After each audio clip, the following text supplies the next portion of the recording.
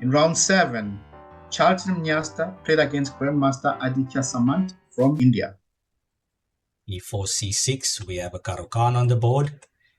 Exchanges happen on D5, and we see a Botvinnik Pandov variation, Knight F3, and the Grandmaster from India plays a modern attempt in the Karokan here in this variation with pawn to A6. Captures on D5, Bishop C4, Bishop E6, trying to hold on to the D5 square, and also threatening Knight takes C3 with a discovered attack on the Bishop on C4. White drops back to protect the Bishop, and an interesting Knight to A5, further chasing the light squared Bishop. And here comes an important moment where Charlton decides to play Knight to G5. Instead, his other options were castling, where Black would be happy to capture the light squared Bishop. White would play pawn takes, avoiding the Bishop on E6 if the Queen would jump to B3. And after G6, Knight G5, we would have an interesting position on the board. Also, another possibility was the simple Bishop takes D5, takes, castles and E6, but Black certainly looks comfortable here fighting against the isolated Queen pawn. Coming back to the game, Knight G5 was played, Queen D7, and another important moment where Charlton decides to castle. Instead, Knight takes E6 was a possibility. King to F1, Knight takes B3, Queen takes B3, and long castle. And also not perhaps the most exciting position for White, where White is probably fighting for equality. So Charlton castled, Knight takes B3, Queen takes B3, Black goes for further exchanges, plants the Bishop on the square in front of the isolated pawn, Rook to E1.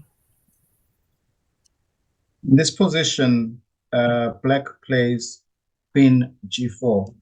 This is a very interesting idea because he's just cutting out the idea of maybe Charlton being able to play Knight F3 followed by Knight E5.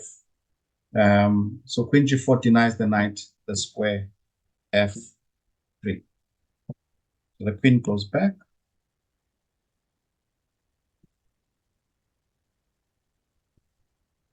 So after the dust is settled and Black is slightly better, playing against the pawn on D4. White centralizes with Rook A to D1, Black goes Rook F D8. White plays pawn to B3, maybe trying to patch up some light squares, but in turn weakening more dark squares, and perhaps this helped Black and made his task easier going forward. Black went Rook A C8, Knight to E2, and a very nice Queen to B5 over here. In general, fighting against the isolated pawn, Black wants to trade off more pieces in order to weaken the isolated pawn a bit more. White, on the other hand, needs to find activity. Instead, with more trades happening, finds himself in a very passive position. Rook to C3 happens, Rook E2, and at this moment, the question is, how should Black continue? He has the isolated pawn as a target, but White has the same amount of pieces being able to defend the pawn. So in general, you need to find a second weakness or second front to attack. So here, Black plays the very instructive pawn to A5, threatening to open up the queen side and further open up his bishops. White brings his king closer, pawn to A4, Knight to C1 was played. If pawn takes pawn was played, Bishop C4 would pin the knight and reveal the attack on D4, with the double pawns on the queen side still being weak. Instead, White played Knight to C1, pawn takes pawn, and finally, Black won a pawn on the queen side with a clear advantage and the outside passed pawn. Rook C2, Bishop F6, White tries to defend and hold on to the pawn, pawn to B5, Rook D2, Rook D7, and White plays King E2 holding on. Black now plays in a very instructive manner the move g5. It's a very nice idea because the king will come into the game, and in some variations, black will maybe discourage the move f4 because sometimes maybe black would want to play e5 should there be a tactic on the d file. We see the next few moves where black is not really doing anything, and this is a very important method. There are two ideas to this. One, to reach move 40, but number two, do not hurry.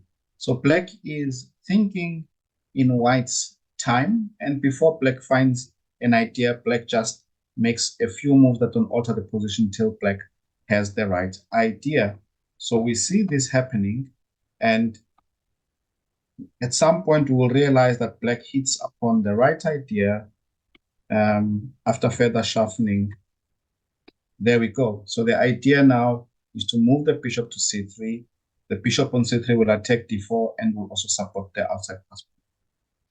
After these moves, the game, black has now won the technical phase, and black, here we go with that e5, and black wins the pawn. And after a few moves, Charlton resigned. A good game by the Grandmaster, displaying exactly what to do against the isolated pawn. Tough luck for Charlton, and we'll certainly try to bounce back in the next game. If you liked what you've seen in this video, don't forget to press the like and subscribe button and share along the way. Thank you.